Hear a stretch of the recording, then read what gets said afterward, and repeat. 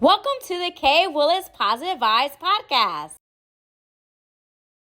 K. Willis Positive Vibes Talk Show on 98.5 FM, WSAX. And today, I have Keith. I'm going to let you, I know you told me how to pronounce your last name. I'm going to let you say it because you can say it way better than me. No Keith Vukasinovich.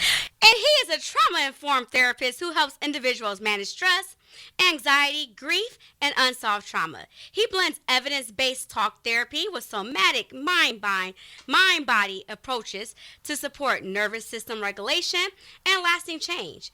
Keith offers culturally responsive care in a non-judgmental space where clients can build clarity, confidence, and a more grounded way of living.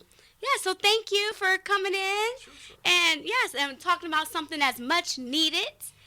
And today's society, especially with everything's going on. So, yes. So we're going to go ahead and go into the interview. So what inspired you to become a trauma-informed therapist? Yeah, I grew up as a kid in Youngstown, Ohio at the height of the crack epidemic. Whoa. So violence was everywhere. At the time, we had a murder rate that was per capita higher than D.C., Detroit, and L.A. So that, I guess, was the backdrop. But my stepdad, who really raised me, struggled with his own addiction issues throughout most of just what I remember as childhood. So it was a pretty crazy household to grow up in. Fairly violent. You just never knew when things was going to hop off. And, you know, navigating that was difficult. So, you know, I found myself a good student. I graduated and I went to Youngstown State on a full scholarship. And That's awesome. Combined like BSMD program, but the stress that I was carrying personally, you know, I can look back now and easily see it was PTSD. Back then, it was just, you know, I drank a lot and I smoked a lot of weed to handle how I was feeling.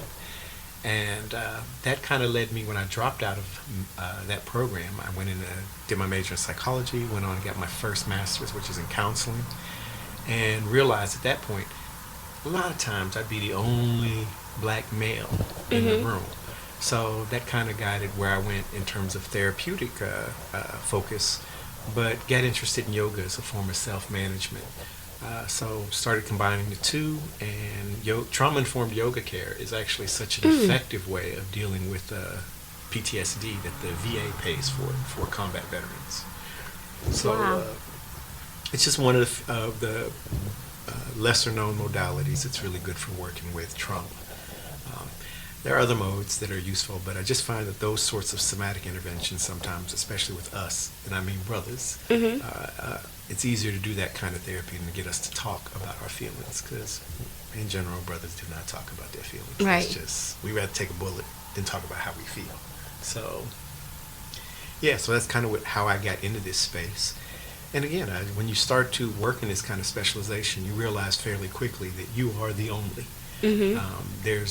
There's some sisters who are clinically licensed and have some training in trauma-informed care or in yoga or EMDR or what's called internal family systems theory. But I'm the only black male. Actually, when I finish my EMDR certification this year, I will only be the 5th black male EMDR certified. Wow. In the history of them doing EMDR. So Come on now. Yes. so it's just not a lot of us in this space. But that means I'm pretty exclusive about my clients in my private practice, because I don't want to clog up my calendar with folks who don't look like us. And then when we do call, you got a waiting list. So I tend to refer people who are not of our melanated persuasion to other providers, because there's a lot of them. You can find a lot of white female therapists working in the space of trauma. You can find some white male therapists working in the field of trauma. Black males, no. So I've done over the course of this a lot of work with brothers coming home from prison, because if you've been to prison and you say you have not been exposed to trauma, you probably in either denial or you're lying. Right. Because it is a wild environment to experience. So yeah. So I tend to be I'm like the fire extinguisher behind the glass. Nice to not be needed, but when a brother needs it, crack the glass, get the extinguisher, let's do what we got to do. Absolutely, yes. So you said that you dealt with some PTSD. Oh yeah. Yes, and you're from Youngstown, Ohio. So I love that you took everything that you went through, even though you said you drank, smoked weed, and you turned that into something much better to help others. Yeah. Yes, Yeah, I so think thank that you for doing that. There's when you go through something, there's two options. There's post-traumatic stress and there's post-traumatic growth. The vast majority of us don't find ways to grow from the things we go through. But if you can, and you can, I tease it's like going through fertilizer. Some beautiful stuff comes out of fertilizer. Right. But nobody likes fertilizer. Okay? So I just tried to make the most of that and recognize that there's a lot of friends that I lost along the way who maybe if there had been a therapist we could have talked to who looked like us and who would have understood where we came from, that could have been useful. So, as I tell many a brother along the way, you got to be the person you wish you had had. That part, yes, absolutely. That is so good. So can we talk a little bit about this trauma-informed yoga care? Yeah. Yes. So what does that consist of? I would say in the basic level, what it is teaching people how to breathe and be comfortable in their own bodies. Because when people have experienced physical traumas, assaults, those sorts of things, they tend to get real guarded about their personal space. But one thing about your personal space, you're always in it. Right. So if you can't live comfortably in that space, then that is a difficult reality to navigate. Now, I would say, for me, I consider it professionally even worse when there have been sexual traumas, because those tend to be things that people have a lot of shame and guilt about, and they don't want to talk about. So finding ways to work with making people's bodies feel like comfortable spaces for them again is really at the heart of what somatic-informed trauma approaches are about. It's trying to get you to be okay with who you are. In spite of what has happened, and recognizing that some of that stuff that was yesterday, it's not right now, and how can you stay in the now instead of those anchors to the past constantly dragging you. I heard somebody once say it's like being a race boat that's got two big anchors behind it. It ain't going nowhere fast. It looks like it's moving slowly, but it's dragging these huge anchors. And good trauma-informed care is about cutting those anchors loose and letting the boat just go on forward and do its thing. And I think that's kind of what I say the best case outcomes for trauma therapy is learning to stay in the now and not be reactive in ways that drag you right back to when everything was happening. So what are some tips to kind of stay in the now?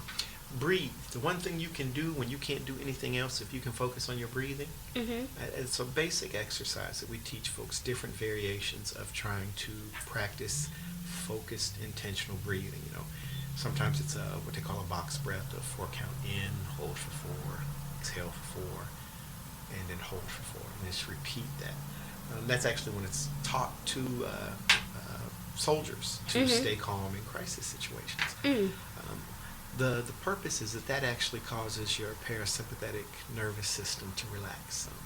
And if you can focus on your breathing, and breathing is a wonderful tool to focus on, because when you ain't got nothing else, Right. you ain't got nothing in your hand, you don't have a fidget spinner, like some of the kids carry nowadays, you don't have your phone to distract you with all the stuff you're swiping through.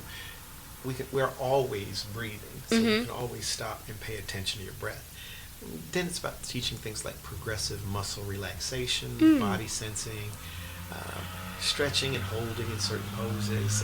Nothing, there's no magic pose, but it's just about learning how to interact with your body in thoughtful, intentional ways. And, the saying in yoga and exercise is to find flow state, because that's kind of like a hyper real now that you can just be, I'm cool with this. I remember when I was training to run, and everybody kept talking about a runner's high, and I was like, this sucks. I hate running. It is pointless.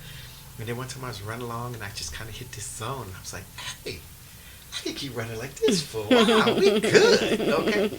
And it's about finding that sense of we're good, me and my body, right now, and just trying to ride in that. So teaching people how to be comfortable in that and let some of the stuff in the past just go. That's good. Now, how can you let some things in the past go? Man, there's a variety of ways of working on that. I think one of the biggest traps for staying mired in the past is sometimes we get in that angry space where you're just waiting for the person who did you wrong to make amends or to apologize or whatever. And in those instances, we have given so much power away, because that may be a long wait on a train that ain't never coming. Okay, because sometimes that person's gone. Right. You know, I know people who are carrying around arguments in their head with a parent who's been dead for 10, 15 years. Let that go. Right. Whatever conversation that was to be had, it's gone. But getting folks, sometimes in therapy, what you do is you try and help folks understand, is that possible? Is it going to happen? You know, is it likely? And you're trying to edge folks into a comfortable space of realizing that's an unrealistic desire. That, you know, the man who did you wrong, the girl who picked on you, you know, the person who bullied you in high school, they may not even remember that. I have a friend once, because I was a bit of a rough kid. I have a friend who tells a story about how in kindergarten, her and another kindergarten kid decided they were going to jump on me.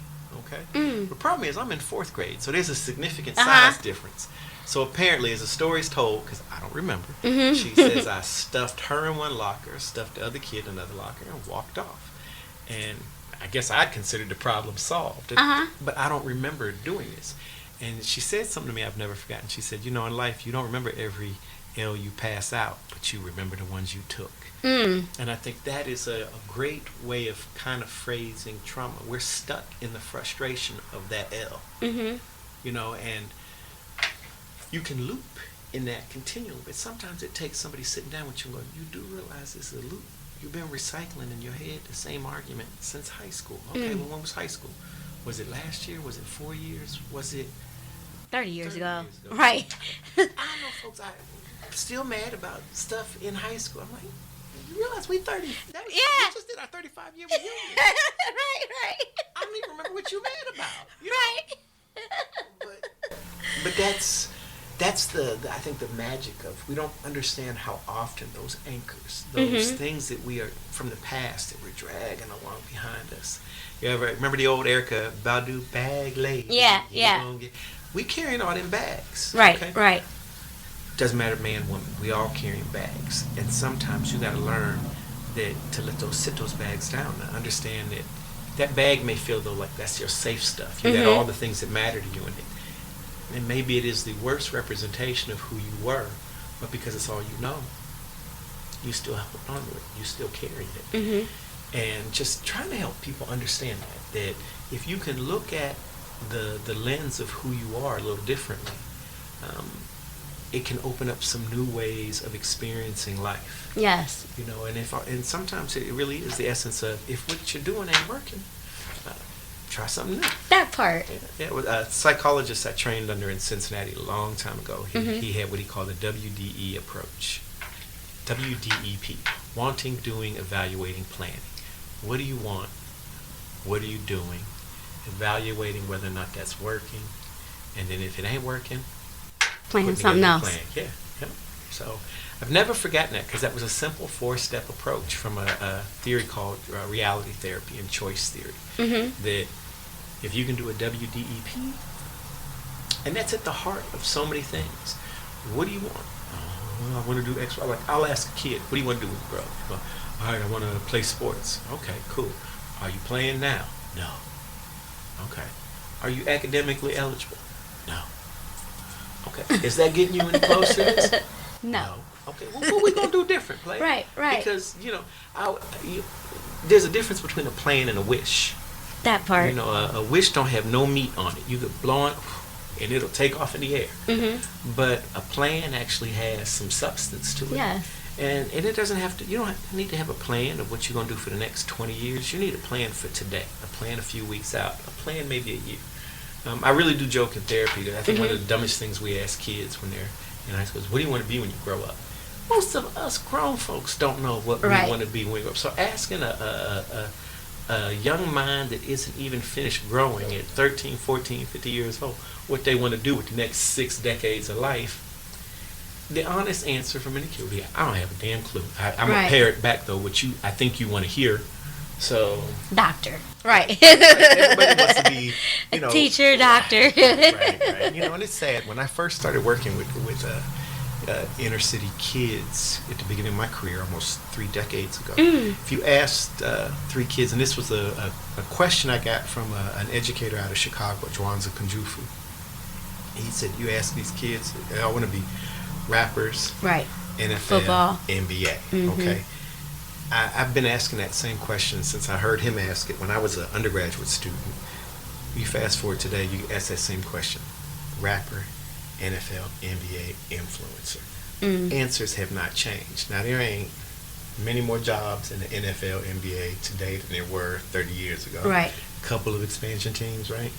But even if every job in those 2 fields churned over every year and they picked all new rookies, you're still talking about less than 2,700 jobs. Right.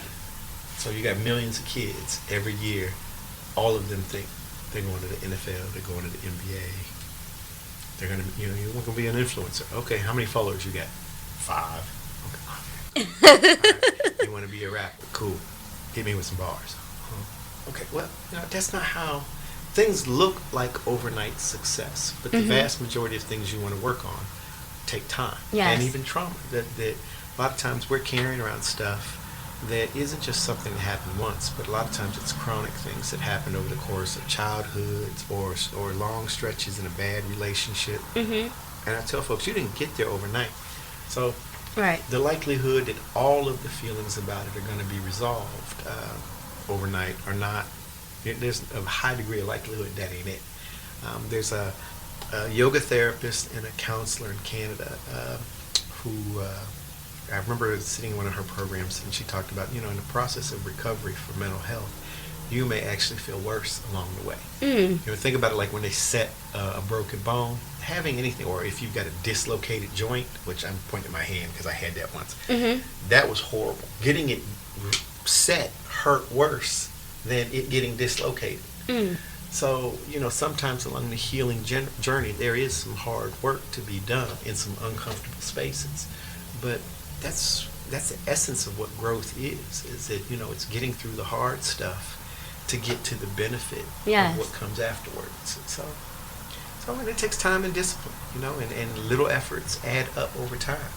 If you only focused on being just 1% better each day, man, by the end of the year, that would look amazing. Absolutely. But it requires the consistency. And I think that's where, in a society that encourages us to be, like all of us, ADHD and narcissistic, getting folks to consistently focus on self-improvement, but not becoming egocentric. That's tough.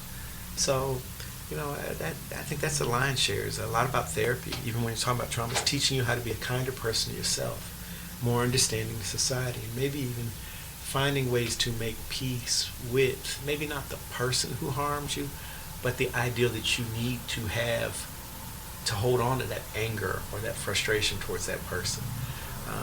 I look at some politicians these days, and I rather than like a lot of folks go, they just go, man, how did this person get here? What was the life journey that led you to think that being this vile, toxic, that was cute, that was acceptable? I don't think this is, as a little kid, when you envisioned what life was going to be like as an adult, this ain't it, G. Right. So, again, trying to focus on who would you have liked to have had in your life? And maybe in spite of everything you've been through, if you can focus on that, and when it gets tough, breathe. And I've had some tough spots in life, and sometimes I fall back and I remind myself, all right, you didn't talk all that good stuff about it to everybody else about how to be calm. I can give you an example. I was supposed to go present at a conference in New Orleans right after that crazy blizzard hit us here in the Midwest. So I was like, all right, my flight's the day after. I should be good. Get to the airport. They're like, yeah, your flight Chicago's to New Orleans is already canceled. Cool. We can get you to Charlotte. All right, cool. Before I even get off the tarmac, because I haven't turned off my phone. I can see my flight from Charlotte to New Orleans is canceled. All right, cool. I get on the ground. I'm like, where can y'all get me to New Orleans? They go, we can get you to Miami. I go, cool. I get down to Miami. Then delay. Flight canceled. Next day, I got a hotel room just in case because I slept in the airport because there ain't no rooms left at that point. I'm one of thousands of people in the same boat. Next day, same thing. Delay. flight canceled. All right, I'm in my second day in Miami. I don't even have my luggage. Mm-hmm. And dumb me, trying to be efficient, I even threw my carry-on in the check bag. So I have nothing, okay? Day 2. Delay, boom, delay. Well, the problem was this next morning was my presentation. So I've missed my presentation. It's officially, I've been in Miami Monday, Tuesday, Wednesday. They said, we can't get you there Thursday. I was like, okay, can y'all get me back home? Mm-hmm. There's no flights into Cincinnati or Dayton. All right, what about Columbus? We can get you in Columbus. All right, cool. So the following day, Thursday, I left Monday. I get back to Columbus. Wife picks me up. I drive back to Dayton. All during this, my wife is waiting for me to crash out because she knows I'm hot. Mm-hmm. You know, I done missed everything. I've been in the same clothes for 3 days. Lord Okay, Jesus. it's all bad. There's no good part about this, right? But I was cool with it. I was like, just breathe, man. You know, whatever it is. This is inconvenient, but it ain't tragic. You know, and there's folks who have missed weddings. There's folks who've missed funerals. Right. You know, reframing sometimes. And I remember this guy in front of me. We were standing in this line. There must have been 200 folks in this line ahead of us waiting for luggage. He's cussing and fussing. He's on the phone with his wife, and all of a sudden she goes, "I'm getting arrested. I got stopped on the driving real fast on the way down there to the airport." And he goes, "I got to step out of line." I was like, "Man, do what you got to do." See, just before that call, me and him looked like we were in the same level of suffering. Right, okay? right. But then quickly I realized, no, my stuff is inconvenient. You know, being in the same clothes for a couple of days ain't what I want to be. Right. But I don't have to get my wife out of jail right now. His situation is worse than mine. Sometimes when it comes to trauma, understanding that there's been a lot of times in life that unfortunately humans have been incredibly horrible to other humans. Right after I graduated with my first master's degree, I remember I was working at a hospital, and there was a lady there who introduced me, a chaplain, who introduced me to Viktor Frankl. And one of the reframings I do, like even when I was in Miami, stuck, I'm like, is my situation worse than Victor's, is what I was saying to myself. So let me tell you about Victor's situation. Victor came up with a concept called logotherapy, where he basically said to himself as a young man, no matter how bad life was, he got to choose how he treated other people and how he would behave as a human, and he wasn't going to let nobody take that from him, no matter the circumstances. Now, Victor didn't come up with that concept in the ivory towers of academia. Victor came up with that concept as a 19, 20-year-old young Jew sitting in a concentration camp and deciding that he would preserve his humanity in what I think a lot of us would agree is a very inhumane set of circumstances. Yes. So I asked myself, is my situation, Victor, bad? Am I in a concentration camp? Right. Okay. No, I'm not.